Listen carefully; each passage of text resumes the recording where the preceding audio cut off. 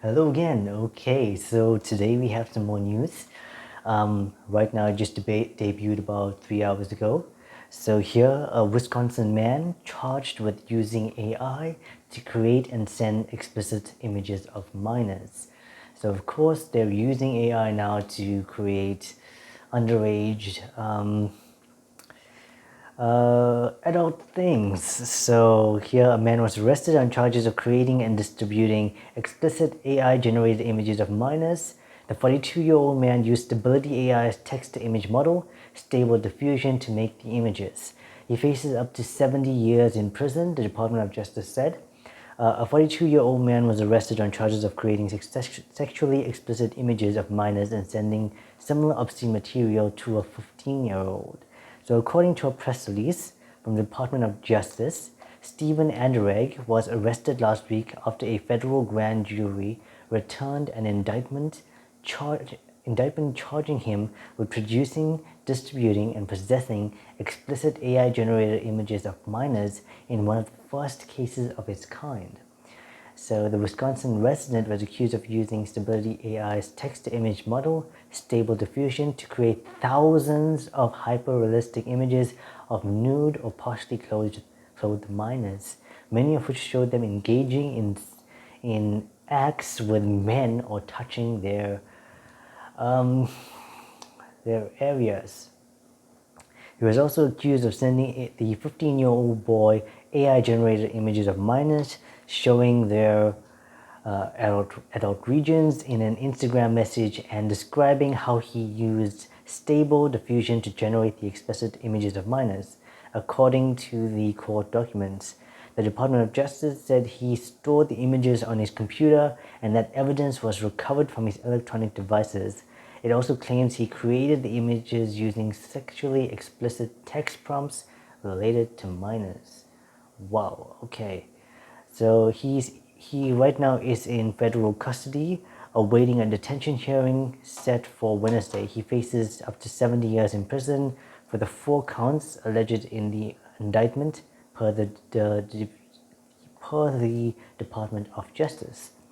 So if convicted, it wouldn't be the first time a person has been imprisoned for using AI to generate sexually explicit images of minors.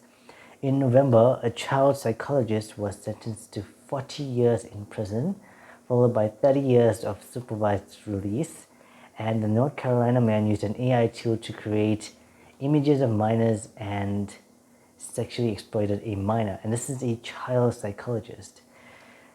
An investigation by the Stanford University Cyber Policy Center in December found that public dataset Leon 5B, which was used to train AI image generators, including Stability AI's earlier model Stable Diffusion 1.5, contained over 1,000 images of confirmed child sexual abuse material.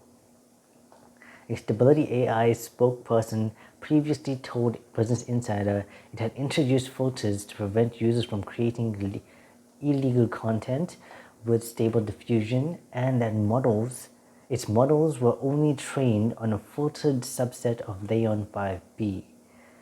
UK-based Stability AI states in its terms of use, which was last updated in March, that users will not use or allow others to use its models to commit exploitation or harm to children, including the solicitation, creation, acquisition, or dissemination of child exploitative content.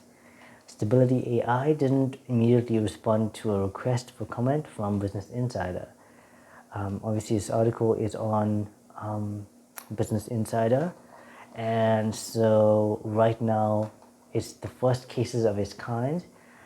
They're using AI essentially to target kids. But of course, the argument can be made, even if it wasn't there, it would target those kids regardless. It's just that they now have greater capability to get to those kids. It's quite intense. I mean, here you have a child psychologist who was busted. He's supposed to be helping kids, and he's been found to have abused those kids. So quite messed up. But on the other hand, because they were using this kind of technology, they were easily tracked, and so it does make a considerable difference that these people have been put away. So maybe also the fact that it could be used by people for the wrongdoings. At the same time, the same tech can be used to turn the tables on them and have them arrested, which I think could be useful. But yeah, this is quite cool that,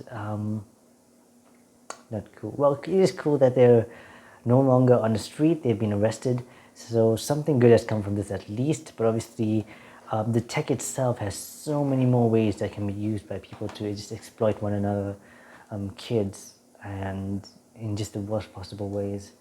But yeah, that's just, this is just an article that debuted 3 hours ago.